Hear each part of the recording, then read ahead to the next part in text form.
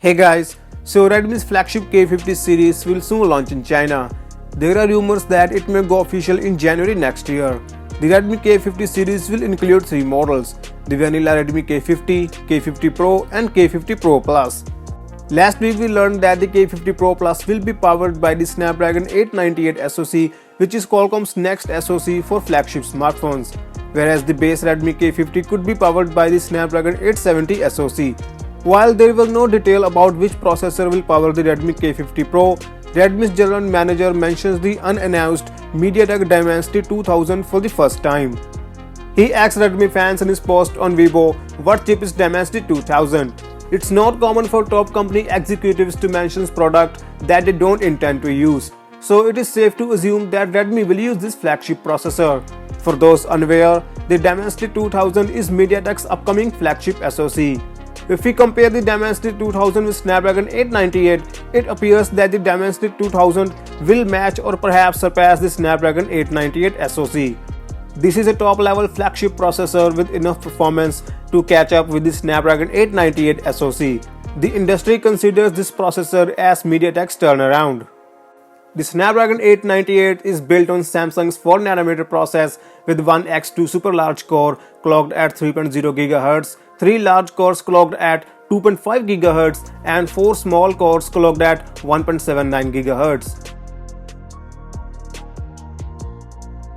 On the other hand, the Dimensity 2000 is built on TSMC's 4nm process with one X2 super large core clocked at 3.0 GHz, 3 large cores at 2.85 GHz and 4 small cores at 1.8 GHz.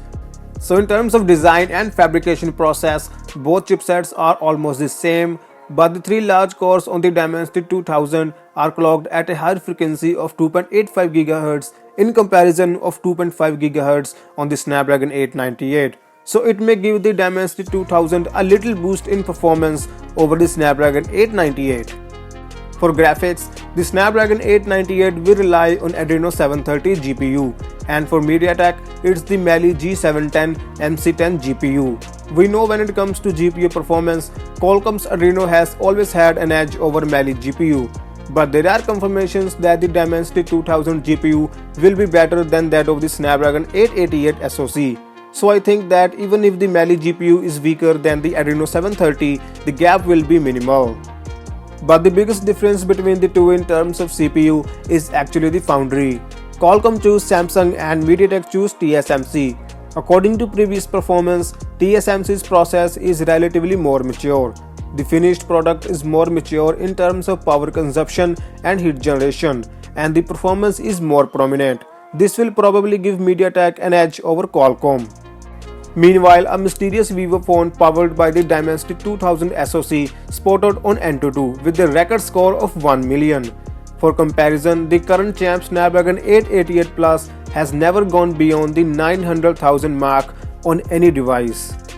So yeah, the Dimensity 2000 SoC is looking very powerful, at least on the paper, but it will be interesting to see how it will perform in real life.